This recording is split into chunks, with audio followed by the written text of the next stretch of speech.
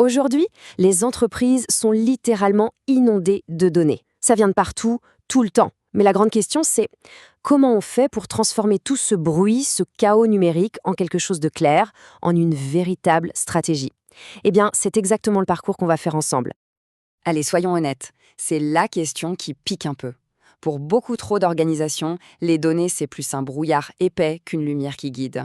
On a les chiffres, bien sûr, mais ils se contredisent, ils racontent des histoires différentes, et au final, ça crée plus de doutes que de certitudes. Bon, rentrons dans le vif du sujet. Le point de départ de notre histoire, c'est ce défi que presque tout le monde connaît. On est submergé par des données qui, en plus, ne communiquent pas entre elles. Et attention, ces défis ne sont pas juste des concepts théoriques, c'est le quotidien de beaucoup de monde. Chaque service a ses propres fichiers, ses propres tableaux, créant ce qu'on appelle des silos. Résultat, les rapports ne sont jamais d'accord entre eux et la méfiance s'installe. Et la conséquence de tout ça, c'est que des décisions super importantes sont mises en pause, bloquées parce qu'on attend un expert qui puisse démêler tout ça. Alors, comment on sort de ce labyrinthe? Il y a une discipline qui est entièrement dédiée à ça, la Business Intelligence, ou plus simplement la BI. Sa mission, si on peut dire, c'est de mettre de l'ordre dans tout ce désordre. Ce qu'il faut bien comprendre, c'est que la BI, ce n'est pas juste un logiciel qu'on installe. Non, c'est avant tout une démarche, une philosophie. L'idée, c'est vraiment de faire parler les chiffres, de les transformer en une histoire claire, une histoire qui va pouvoir guider les décisions importantes. Et le moteur derrière cette transformation, c'est un processus en 3 temps qu'on appelle ETL. D'abord, on extrait les données de toutes les sources possibles et imaginables. Ensuite, et c'est l'étape la plus cruciale, on les transforme. Ça veut dire qu'on les nettoie, on les met en forme. Et enfin, on les charge dans un système central. C'est un peu la magie qu'opère en coulisses des outils comme Power Query.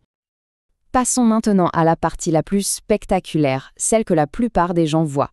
Si la BI, c'est le concept de fond, Power BI, c'est l'outil qui va lui donner vie, qui va rendre tout ça visuel et surtout interactif.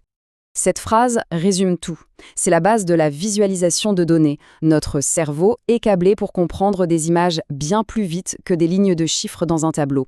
Une simple courbe, une couleur qui ressort, une barre plus haute que les autres, et d'un seul coup, l'information nous saute aux yeux. C'est immédiat. Alors, concrètement, ça donne quoi? Fini les rapports PDF figés qu'on ne peut pas toucher. Là, on parle de tableaux de bord qui vivent, qui réagissent. On peut cliquer, filtrer, zoomer, creuser une information. L'exploration des données devient presque un jeu. Ah, la fameuse question. Quelle est la différence avec Excel? C'est assez simple en fait. Excel, c'est un couteau suisse absolument génial pour des analyses ponctuelles, sur des volumes de données raisonnables. Mais, dès que les données deviennent énormes, et surtout, dès qu'on a besoin de rapports qui se mettent à jour tout seuls de façon dynamique, c'est là que Power BI entre en jeu. Il a été bâti pour ça. Il faut aussi savoir qu'il y a en gros 2 grandes familles d'utilisateurs. D'un côté, il y a ceux qu'on pourrait appeler les architectes, ceux qui construisent les rapports. Et de l'autre, il y a la grande majorité des gens, les explorateurs, ceux qui utilisent ces rapports au quotidien pour trouver des réponses à leurs questions.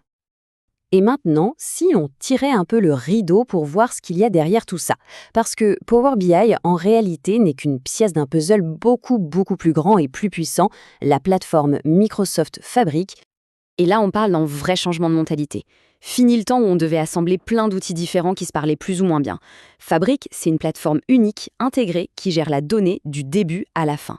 Tout est au même endroit et tout est conçu pour fonctionner ensemble. La vraie révolution de Fabric, c'est de faire tomber les murs entre les différents métiers de la donnée. Les ingénieurs, les data scientists, les analystes, tout le monde travaille sur la même plateforme, avec des outils qui se comprennent.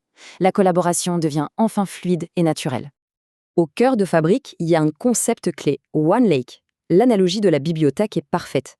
Imaginez, au lieu que chaque département ait sa propre copie d'un livre, c'est-à-dire les données, et que ces copies ne soient jamais à jour, on a une seule bibliothèque centrale, et tout le monde accède au même livre via des raccourcis.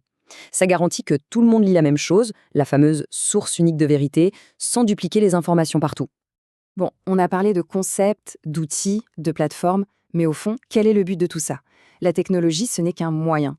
L'objectif ultime, c'est de changer en profondeur la manière dont les gens travaillent et réfléchissent avec les données au quotidien. Cette phrase, qui vient directement de la documentation de Fabric, est fondamentale. Elle nous rappelle une chose simple, on peut avoir les meilleurs outils du monde, s'il n'y a pas un changement humain, si les processus n'évoluent pas, ça ne sert à rien. Le vrai défi, il est là, il est humain. Et pour réussir ce défi humain, il faut construire sur 3 piliers bien solides. D'abord, la gouvernance, pour garantir que la donnée est fiable et sécurisée. Ensuite, le mentorat, pour accompagner tout le monde et faire monter les compétences. Et enfin, un centre d'excellence, une sorte d'équipe phare qui va guider tout le monde et s'assurer qu'on garde le cap. On va terminer avec cette question pour réfléchir. Imaginons un instant un monde où chaque chiffre est fiable à 100%. Quelle est la décision stratégique qui aujourd'hui est bloquée par l'incertitude et qui d'un coup deviendrait une évidence? C'est ça toute la promesse d'une culture de la donnée qui fonctionne.